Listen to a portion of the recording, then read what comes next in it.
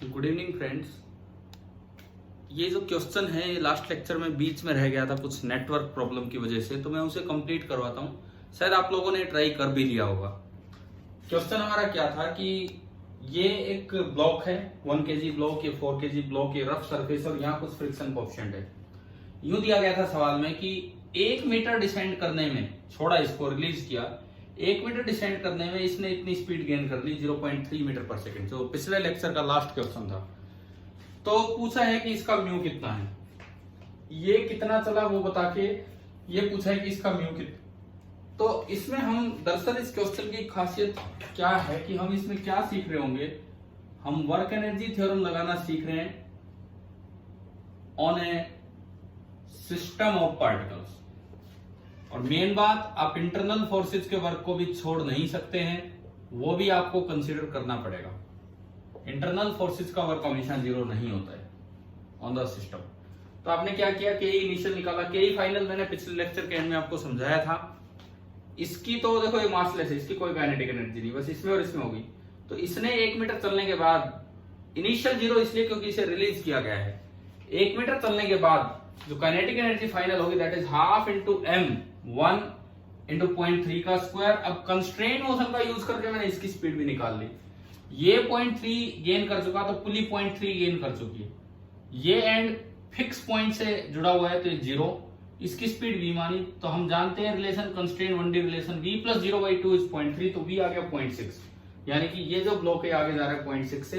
तो हमने क्या किया, final kinetic energy half m1 v1 square और हाफ इंटू v2 स्क्वायर निकाले, और ये सोल्व किया था पिछले लेक्चर में, तो आया था 0.765 joule.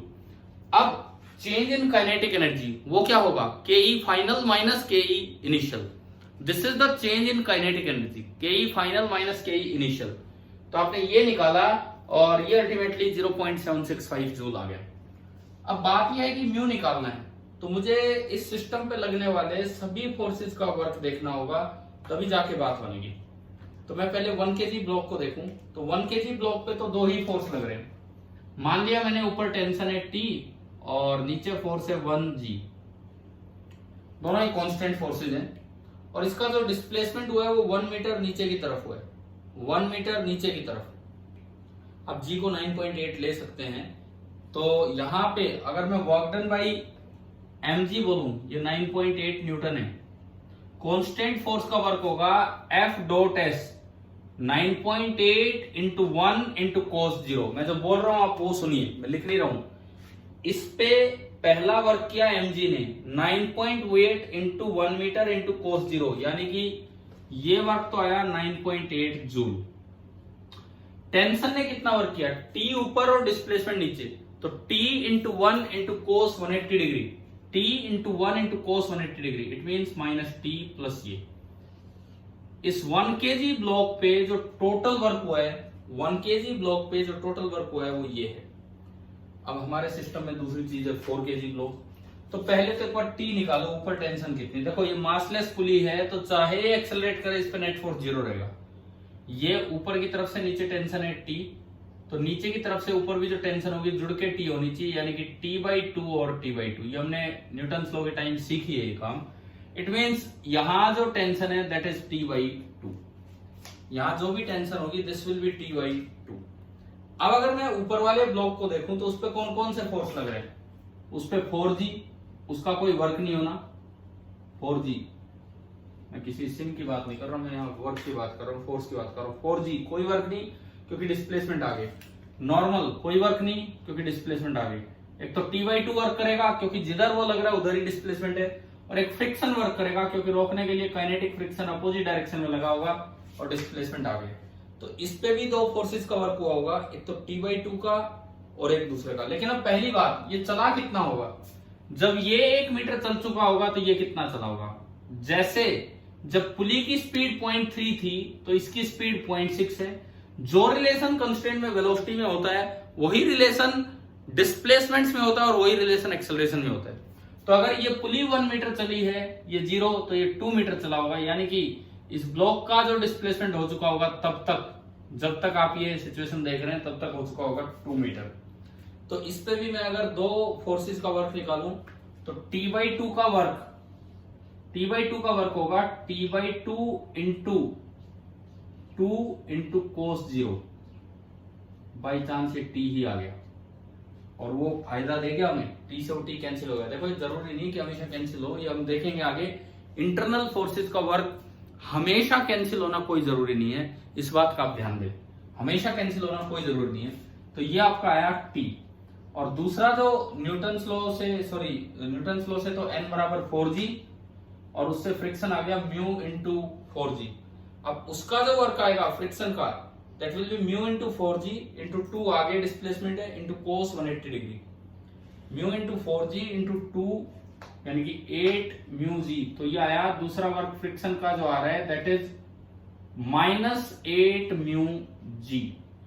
4G mu into 4G तो फोर्स है, 2 मीटर डिस्प्लेसमेंट और कोस 180 डिग्री। तो ये जो टोटल वर्क इस पे आया, इस पे जो टोटल वर्क आ रहा है वो आ रहा है T-8 म्यू जी। और उधर से जो टोटल वर्क आ रहा है वो है -T प्लस 9.8 जूल। तो आपने जो ये सिस्टम माना है 4 kg प्लस 1 kg का, आपने इस पे work done by all the forces निकाला, इंटरनल हो चाहे एक्सटर्नल हो, तो आपने इसमें ये जोड़ दिया। ये जुड़ते ही T से T तो कैंसिल हो गया, T से T आपका कैंसिल हो गया। शायद समझ में आ रहा होगा ये क्या है।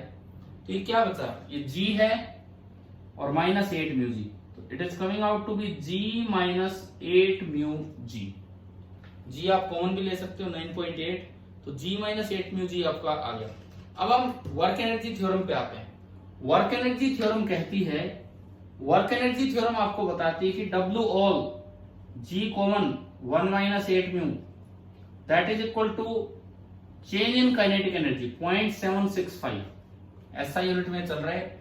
It means 1 -8 mu is 0.765 upon 9.8, और you can say 8 mu that is equal to 1 minus 0.765 upon 9.8। हम बस नीचे नीचे इसको सोल्व करते जा रहे हैं, और जो म्यू आएगा, म्यू निकल के आया 1/8 टाइम्स 1 माइनस 0.765 अपॉन 9.8।